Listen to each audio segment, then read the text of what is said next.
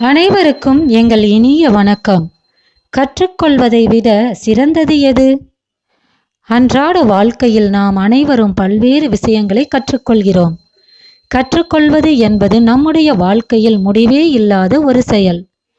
ஆனால் பல்வேறு விஷயங்களை கற்றுக்கொண்டிருக்கும் நாம் அனைவரும் வாழ்க்கையில் நம்முடைய இலக்குகளை எட்டிவிட்டோமா என்று கேட்டால் பதில் கூறுவதற்கு சிறிது யோசிக்க வேண்டியுள்ளது. அப்படியானால் நாம் எங்கே தவறு செய்கிறோம்? யோசித்துப் பாருங்கள்.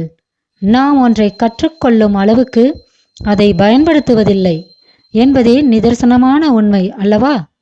நாம் கற்றுக்கொள்ளும் ஒவ்வொரு விஷயத்தையும் மற்றவர்களுக்கு ஏதோ ஒரு சந்தர்ப்பத்தில் அறிவுபூர்வமாகவோ அல்லது செயல் வழியாகவோ கடத்தி விடுங்க.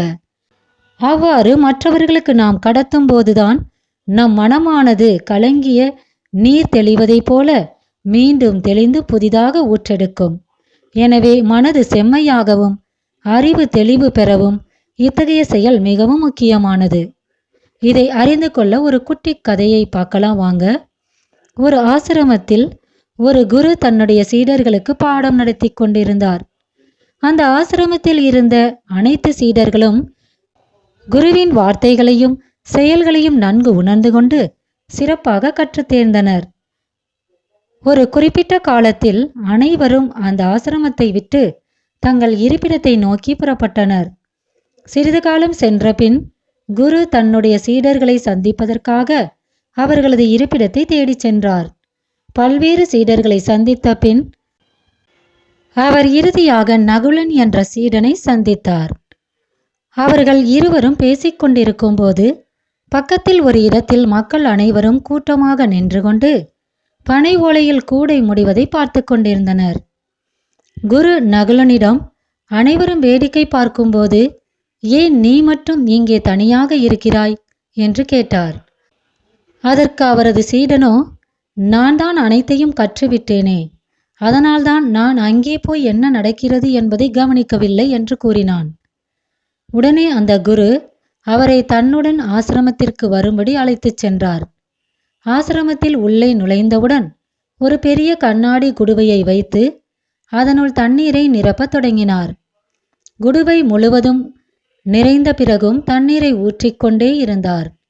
அதை பார்த்த நகுலனோ, குருவே, தண்ணீர் தான் நிறைந்து விட்டதே, மீண்டும் மீண்டும் ஏன் தண்ணீரை ஊற்றுகிறீர்கள்? எல்லாம் வழிந்து வெளியேறுகிறதல்லவா என்று கேட்டான். அதுவரை அமைதியாக இருந்த குரு, இந்த காலி கண்ணாடி குடுவையை போன்றதுதான் நம்முடைய மனதும் அறிவும்.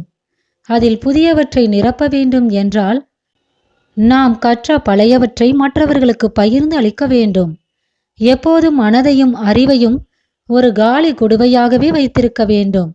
ஒருவேளை நீ இங்கு கற்ற எல்லாவற்றையும் மற்றவர்களுக்கு கற்பித்து இருந்தால் நாம் தான் எல்லாத்தையும் கற்றுவிட்டோமே என்ற எண்ணம் உனக்குள் வந்திருக்காது. உன் மனமானது தெளிவாகி தினம் தினம் புதிய சிந்தனைகள் உதித்துக்கொண்டே இருந்திருக்கும். இப்பொழுது உன்னுடைய மனதும் அறிவும் ஒரு கலங்கிய நீரை போல இருக்கிறது. அதனால் யாருக்கும் எந்த பயனும் இல்லை. முதலில் அதனை வெளியேற்று, புதிய சிந்தனைகள் தானாக ஊற்றெடுக்கும் என்று கூறினார். மனம் தெளிந்த சீடன் மறுபடியும் தனது இருப்பிடத்தை நோக்கி சென்றான். நம் ஒவ்வொருவருடைய வாழ்விலும் கற்றல் என்பது முடிவில்லாத ஒரு செயலாகும். நாம் ஒன்றை கற்றுக்கொள்வதை விட மிகவும் முக்கியமானது அதனை சரியான இடத்தில் சரியான நேரத்தில் பயன்படுத்துவது. எனவே கற்றுக்கொள்வதில் இருக்கும் ஆர்வத்தை விட ஒருபடி மேலான ஆர்வம் அதனை பயன்படுத்துவதிலும் இருக்க வேண்டும். நம்முடைய மனதையும் ஒரு காலி குடுவையாக மாற்றுவோம். அதுவும் தினந்தோறும் புதிய சிந்தனைகளால் நிறையட்டும். இப்பொழுது உங்களுக்கும் புரிந்திருக்கும் கற்றுக்கொள்வதை விட சிறந்தது எதுவென்று. இதை உணர்ந்து செயல்படுங்கள். அப்போது நீங்க உங்க வாழ்க்கையில புதிய புதிய செயல்களை கற்றுக்கொள்வீங்க. கற்றுக்கொண்டதை செயல்படுத்தி வளமாக வாழுங்க.